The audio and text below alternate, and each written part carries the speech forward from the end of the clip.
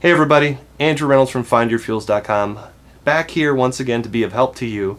And one thing we'd like to answer today is the question of confidence. And how do we find it? Now, when it comes to food, you know what, if I'm $2 hungry, I'm probably going to get a $1 fast food item. It's just the way it is. My body can recover. I don't have enough time to waste on just figuring out everything perfectly. I'm happy with 80%. All fine. But when it comes to personality, when it comes to confidence, it's organic only. And it better be free range, baby. I don't want anything of a chemical whiff within 100 feet of your confidence. And that's what you need to know, that unless it's generated from in here, you can mine confidence, you can draw it out, but you cannot put it in. It has to be that organic confidence. It has to come from you considering what you bring to the world and seeing what the world needs and saying, yes, this is a good thing. This is something I'd be more than happy to bring. Organic confidence is the only way. Now let's take that food analogy once again. Those same people will tell you the terrors and horrors of the artificial, even though our parents and grandparents seem to have at least scraped some living from this reluctant earth, and they seem to be fine, even with the recent movies talking the ills of that store with the golden arches. They had a guy featured in there who's been eating one of their signature sandwiches like daily for 20 years and no diseases or whatever. His body has adapted. But once again, I'm a stickler when it comes to confidence, because artificiality doesn't work for confidence. And I'm sorry, if you've solicited the services of someone who's helped you craft a presentation for interviewing, the more artificial it is, the more it doesn't work. Even if it's just barely artificial, if they get a whiff of your wordsmithing, I'm not dealing with someone I would want to work with here, because I'll tell you, no matter what board I sit on, they might have a different word for it, but whether they call it honesty or integrity, it's what you see is what you get.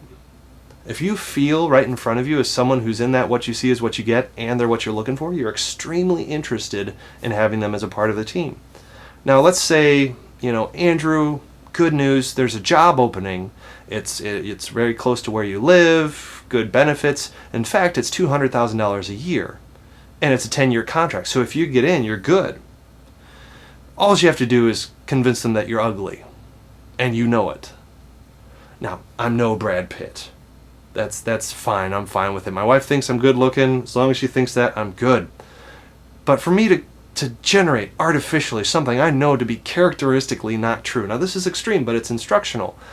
For me to try to do one of those face swaps and make sure I have 3 noses, but not just 3 noses, 3 conjoined noses, just 5 nostrils, and say, I'm Andrew, I don't look good, I'm very ugly. I think that was about 5 different impersonations in one, and if anyone's offended, you shouldn't be, that was terrible.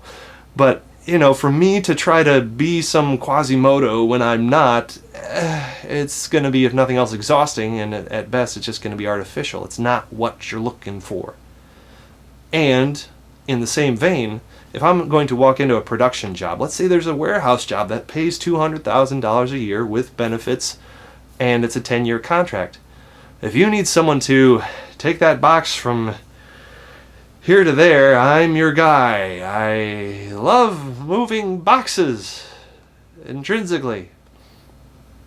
Now, even if I wordsmith it to say, when it comes to efficiency, I understand that if that box isn't where it needs to go, that affects our customer. Okay, now I'm just a politician. I'm telling you what you need to hear. I'm finding my way around those things to say, well, I'm ugly comparable to Brad Pitt. Well, who isn't?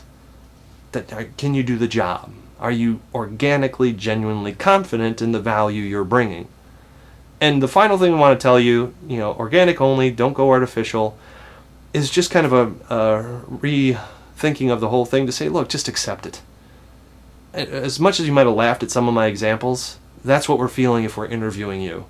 If you're not you, even if you're well placed for the job, if you don't have an acceptance of who you are and what you're bringing, insecurity, I don't want to be around it. I feel this sucking vortex of a black hole of nothingness. If you're not you, what are you doing here? Find yourself, go find out who you are, go to some mountaintop in Shangri-La and fast for 80 months. I don't care. Just, if you don't know what you're bringing, why am I buying it? It's like a dented can of unmarked whatever on a supermarket shelf. what is it, a quarter? It might be caviar, but it's not identifiable. Who cares? Why would I spend a quarter on this? Do I need a paperweight? You have to know what you are. You have to be able to be comfortable bringing that to the market, and that's the only way you're going to find confidence. So once again, happy to be of help, happy to be here. Thank you so much for your questions. Not only those of you who write in, but those of you I interact with professionally. Thank you for giving inspiration to these ideas. If you've been inspired with another question, leave a comment below or subscribe. You get the benefit of seeing these videos before other people do in our weekly podcast. But thanks as always so much. Here to be a help. Andrew Reynolds with FindYourFuels.com, signing out.